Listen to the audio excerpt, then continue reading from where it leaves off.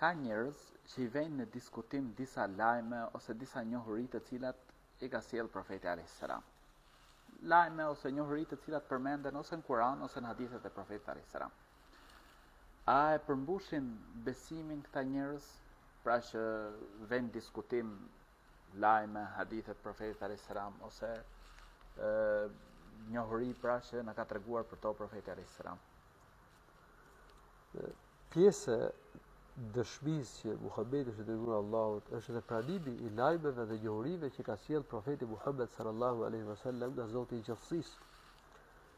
Kështu që kush nuk I pranon lajmet dhe njohuritë që ka sjell profeti Muhammed sallallahu alaihi wasallam, ai nuk ka përmbushur dëshmi. Sepse ai ka sjell vërtetën nga Allahu. Si mundet që njeriu ta pranoj Muhamedit si dërguar I Zotit, por nuk I pranon për shembull njohuritë e Kuranit. Atëherë, kjo është kundërthënie. Prandaj Allahu thotë në Kuran: "Walladhi ja'a bis-sidqi wa saddaqa bihi ulaika humul muttaqun." Ai që solli të vërtetën për profetin Muhammed dhe ata që I besuan, muslimanët. I besuan Muhamedit sallallahu alaihi wasallam. I besuan lajmet dhe njohuritë, besuan të vërtetën. Këta janë të devotshmit, që shpëtojnë nga dënimi I Allahut, që mbrojnë veten nga dënimi I Allahut dhe I fitojnë mirësitë e Allahut të lartësuar. Kështu që duhet patjetër që njeriu të pranojë Muhamedit sallallahu alaihi wasallam dhe të pranojë gjitha njohuritë që ka sjellë profeti. Dhe njohuritë vërteta janë ato që lajmet vërteta janë ato që përmenden në Kur'an, që Kur'ani është I gjithë I saktë, dhe që përmenden hadithe saktë të profetit Muhammed sallallahu alaihi wasallam. Nuk lejohet që njeriu të refuzojë diçka që ka sjellë profeti Muhammed sallallahu alaihi wasallam. Dikush thot, unë pranoj Muhamedit sallallahu alaihi wasallam si dërguar të Allahut, por lajmet e Kuranit dhe njohuritë e Kuranit, po kështu dhe lajmet dhe njohuritë që sjellën hadithet e profetit Muhammed sallallahu alaihi wasallam do t'i shikoj sipas logjikës time. Çfarë duket mua e pranueshme logjikisht, unë do e pranoj. Ato që nuk duket mua, unë do ta refuzoj. Kjo logjikë është shtrembruar, nuk është e saktë.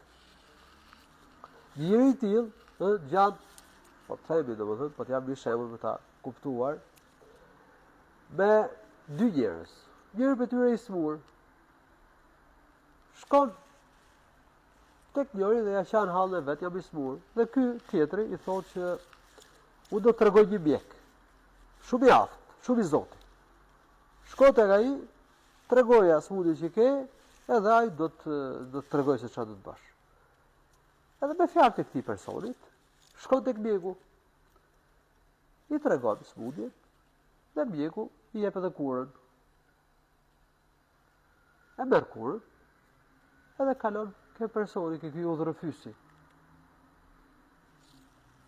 Edhe I thot, mjeku, çfarë tha mjeku?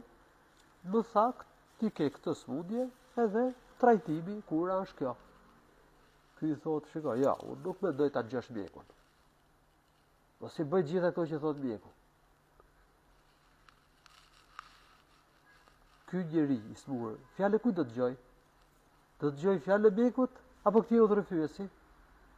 Logjika thotë që duhet me dëgju mjekun. Udhërëfyesi e kreu punën, çka ke mjeku. Kështu që mendja ne na çon tek Zoti, tek profeti I Allahut, tek mesazhi hyjnor. Ka të vërteta që nuk I kap mendja. Se me mendje njerëzit kanë prodhuar gjitha fet. Çdo lloj feje në botë sot është produkt I njerëzve, edhe prallat, edhe besytnit, edhe adhurimi I idhujve. Të gjithë ata kanë qenë filozofët ata që kanë adhuruar idhujt, që kanë adhuruar planetët dhe yjet. Kanë besuar ke spiritualiteti apo shpirtërorja e planeteve. Filozofë kanë qenë ata. Ke grekët e lash, ke romakët, ke popujt e hershëm. Pra, në qoftë se njeriu nuk I vë frerë mendjes që të bazohet ke mesazhe hyjnor, atëherë mendja e shkatron. Ja regjimi komunist produkti I mendjes është. Komunistët kanë pasur shkencëtar. Satelitin e parë në hapësirë e hodhur shkencëtarët e regjimit komunist në Bashkimin Sovjetik, në Rusi. Por regjimi I tij është fatkeqësi për njerëzimin. Dhe ky është produkt I mendjes. Nuk dua zgjeron shumë për këtë pjesë me fjalë.